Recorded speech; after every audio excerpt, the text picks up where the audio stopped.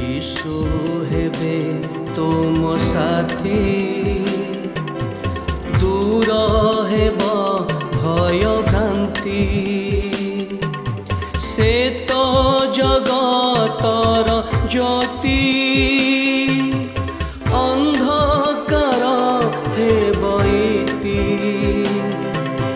प्रात ज्योति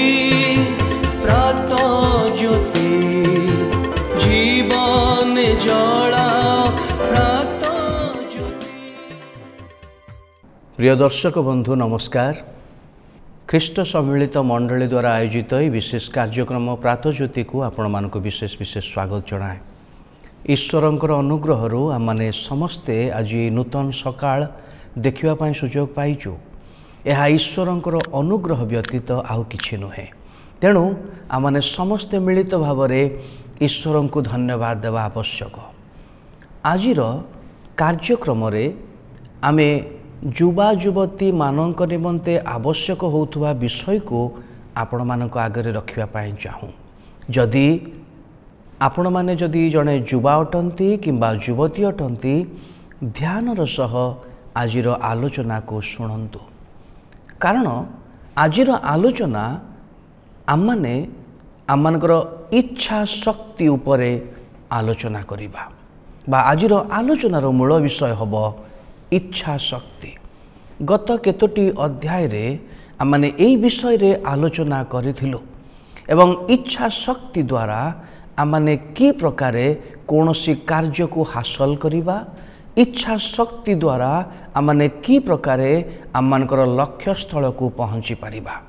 किंतु अनेक समय रे देखा जाए एवं अध्याय मैंने आलोचना करूँ आम जीवन रे इच्छा करुवा उत्तम विषय आमे करि पारुना एवं आम भितर थिबा बा इच्छा करुनथिबा विषय को आमाने करू एवं एथिपाई अनेक उदाहरण आम जीवन रे अच्छी अभिज्ञता मध्य आमानकर अछि।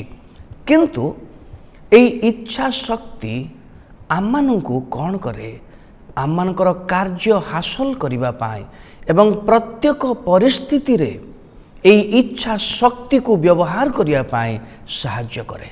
किंतु निजर शक्ति द्वारा अनेक गुड़े कार्य आमे साधन करि पारिबा नाही।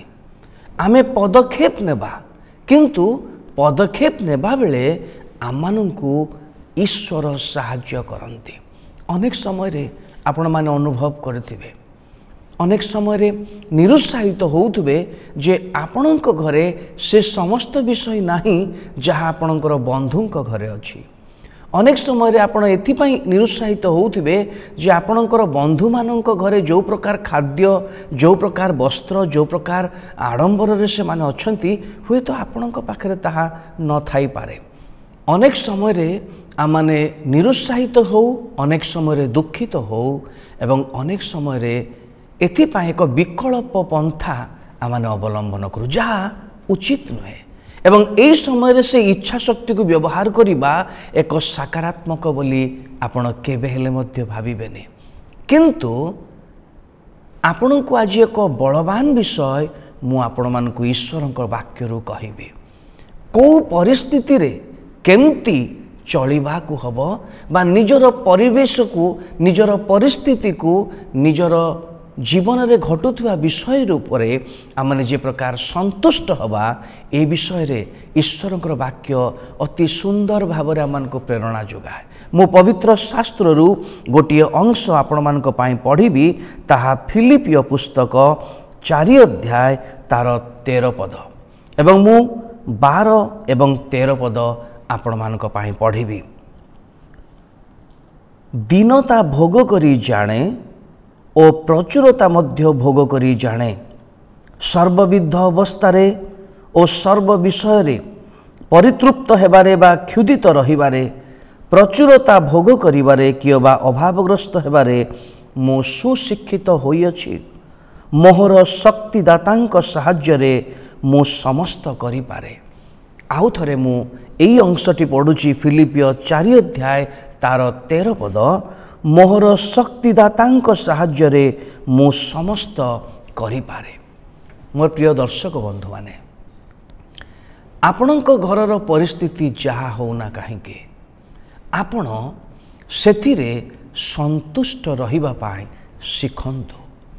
ଆପଣଙ୍କ ଘରେ ଯଦି ଅଭାବ ଅଛି ଅଭାବ ଭିତରେ ସନ୍ତୁଷ୍ଟ ରହିବା ପାଇଁ ଶିଖନ୍ତୁ।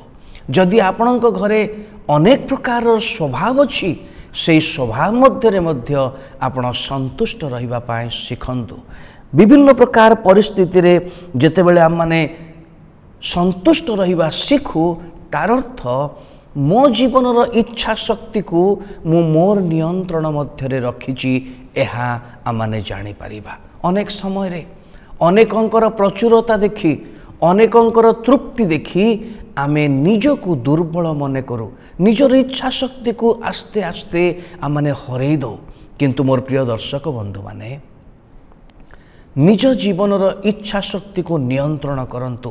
ଏହି ଜାଗାରେ ସାଧୁ ପାଉଲ ଜଣେ ବିଜ୍ଞ ଲୋକ ହେଲେ ବି, ଜଣେ ଶାସ୍ତ୍ରଜ୍ଞ ହେଲେ ବି, ଜଣେ ଉଚ୍ଚ ଶିକ୍ଷିତ ଜଣେ ସମ୍ମାନସ୍ପଦ ବ୍ୟକ୍ତି ହେଲେ ବି ନିଜ ବିଷୟରେ କୁହନ୍ତି ଯେ ମୁଁ ପରିତୃପ୍ତ ମଧ୍ୟ ହେବା ଜାଣେ ଏବଂ ଉପବାସ ରହିବା ମଧ୍ୟ ଜାଣେ, ଅଭାବରେ ମଧ୍ୟ ରହିବା ଜାଣେ ଏବଂ ସ୍ୱଭାବରେ ମଧ୍ୟ ରହିବା ଜାଣେ।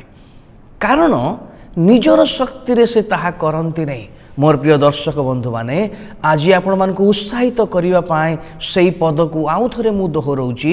ଫିଲିପିଓ 4:13 ଲେଖା ଅଛି, ମୋହର ଶକ୍ତିଦାତାଙ୍କ ସାହାଯ୍ୟରେ ମୁଁ ସମସ୍ତ କରିପାରେ।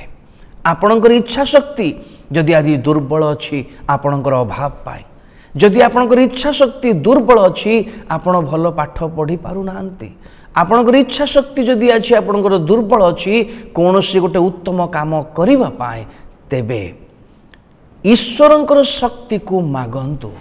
ଈଶ୍ୱର ଆପଣଙ୍କୁ ଶକ୍ତିଯୁକ୍ତ କରିବେ ଏବଂ ଆପଣ ଈଶ୍ୱରଙ୍କର ଶକ୍ତିରେ ସବୁ ବିଷୟ କରିପାରିବେ। ନିଜେ ସବୁ ବିଷୟ କରିପାରିବେ ବୋଲି କେବେ ଇଚ୍ଛା କରନ୍ତୁ ନାହିଁ କିମ୍ବା ଚେଷ୍ଟା କରନ୍ତୁ ନାହିଁ, ବିଫଳତା ଆସିଯିବ। କିନ୍ତୁ ଈଶ୍ୱରଙ୍କର ବାକ୍ୟ ମୋତେ ପୁଣି ଆପଣମାନଙ୍କୁ ଏହି ପ୍ରେରଣା ଯୋଗାଏ ଯେ ଆପଣ ଈଶ୍ୱରଙ୍କର ଶକ୍ତିରେ ସମସ୍ତ କରିପାରିବେ।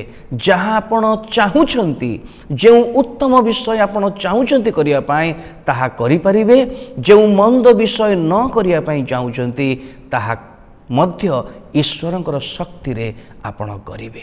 ଈଶ୍ୱରଙ୍କର ଶକ୍ତିକୁ ଲୋଡ଼ନ୍ତୁ, ଈଶ୍ୱରଙ୍କ ଉପରେ ସମ୍ପୂର୍ଣ୍ଣ ନିର୍ଭର କରନ୍ତୁ। ପ୍ରଭୁ ଆପଣଙ୍କୁ ଆଶୀର୍ବାଦ କରନ୍ତୁ। ପଦେ ପ୍ରାର୍ଥନା କରିବି। ମଙ୍ଗଳମୟ ସ୍ୱର୍ଗସ୍ଥ ପିତା, ପ୍ରତ୍ୟେକ ଅବସ୍ଥାରେ ସନ୍ତୁଷ୍ଟ ହେବା ପାଇଁ ପ୍ରତ୍ୟେକ ଦର୍ଶକମାନଙ୍କୁ ସାହାଯ୍ୟ କର। ଆଜିର ବାକ୍ୟ ଅନୁସାରେ ତୁମେ ପ୍ରେରଣା ହୁଅ, ତୁମରି ଶକ୍ତିରେ ସମସ୍ତ ବିଷୟ କରିବା ପାଇଁ ପ୍ରତ୍ୟେକ ଦର୍ଶକ ବନ୍ଧୁମାନଙ୍କୁ ସାହାଯ୍ୟ କର। ଯୀଶୁଙ୍କ ପବିତ୍ର ନାମରେ ପ୍ରାର୍ଥନା ମାଗୁଛୁ, ଆମେନ୍। ଧନ୍ୟବାଦ।